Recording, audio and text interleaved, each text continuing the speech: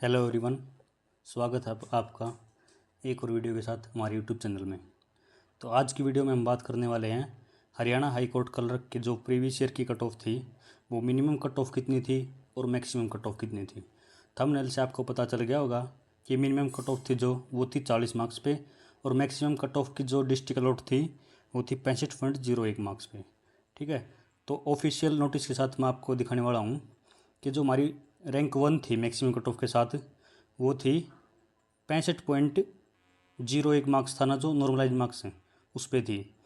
उसके बाद 64.24 पे जिसमें सिरसा स्टेशन अलॉट हुआ था और रैंक 1 को हुआ था कुरुक्षेत्र स्टेशन अलॉट। तो जो मिनिमम कट ऑफ की बात करें तो मिनिमम कट ऑफ हमारी थी, ये हमारी विकास सिंह है ना जो इसकी थी 465 रैंक, क्योंकि वैकेंसी 465 थी तो इसके मार्क्स थे 40.00675, जिसमें इसको सिरसा डिस्ट्रिक्ट अलॉट हुई थी। तो ये हमारा ऑफिशियल नोटिस है जो 2022 की रिक्रूटमेंट थी उसमें। तो हम बात करते हैं इसके एग्ज़ाम के लेवल की। एग्ज़ाम का लेवल इसका काफ़ी मॉडरेट रहता है, जिसमें 30 मार्क्स का हमारा सब्जेक्टिव टेस्ट होता है, जिसमें 10 मार्क्स का पैसेज होता है, 5 मार्क्स का लेटर होता है और 5 मार्क्स की प्रीसिस होती है और 10 मार्क्स का होता है वो ट्रांसलेशन होती है। ठीक है, तो इस 30 मार्क्स में से अगर हम 20 मार्क्स तक भी सिक्योर करते हैं तो हमारा काफ़ी अच्छा स्कोर बन सकता है। बचे 70 मार्क्स में से हमारा 50 मार्क्स की जीके होती है, जिसमें 33% मार्क्स लेने होते हैं। वो एक क्राइटेरिया रख रखा है इन्होंने क्वालिफाई करने का। अगर 33% मार्क्स हमारे नहीं आते हैं तो फिर हमारा मतलब डिसक्वालीफाई हो जाता है और उसमें सब्जेक्ट टू टेस्ट चेक ही नहीं करते। तो उसमें 33% मार्क्स हमें जीएस में लेने इम्पोर्टेंट हैं, मतलब मस्ट हैं।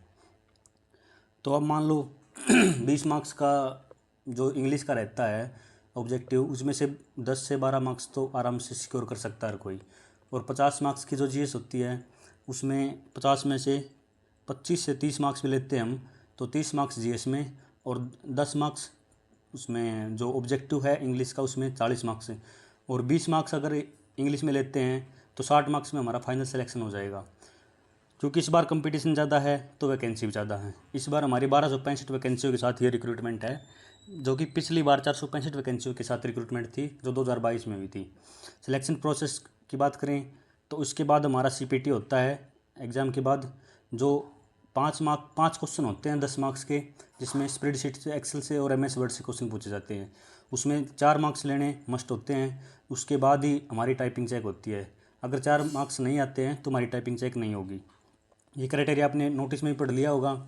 उसके बाद हमारा सीपीटी के बाद होता है एक कट ऑफ आती है जिसमें क्वालिफाई आती है। ठीक है, क्वालिफाई जो जिन कैंडिडेट ने किया है उसकी, उस कट ऑफ के बाद हमसे डिस्ट्रिक्ट लोकेशन के लिए प्रेफरेंस मांगी जाती है। उसके बाद प्रेफरेंस भरने के बाद हमारा फाइनल रिजल्ट आता है जो 1.5 से 2 महीने के बाद आ जाता है। उसमें हमें पता चलता है कि हमारा फाइनल सिलेक्शन हुआ है या नहीं हुआ है। तो आप सभी के लिए ये इन्फॉर्मेशन लेके आया था मैं। कैसी लगी कमेंट में बताना। धन्यवाद।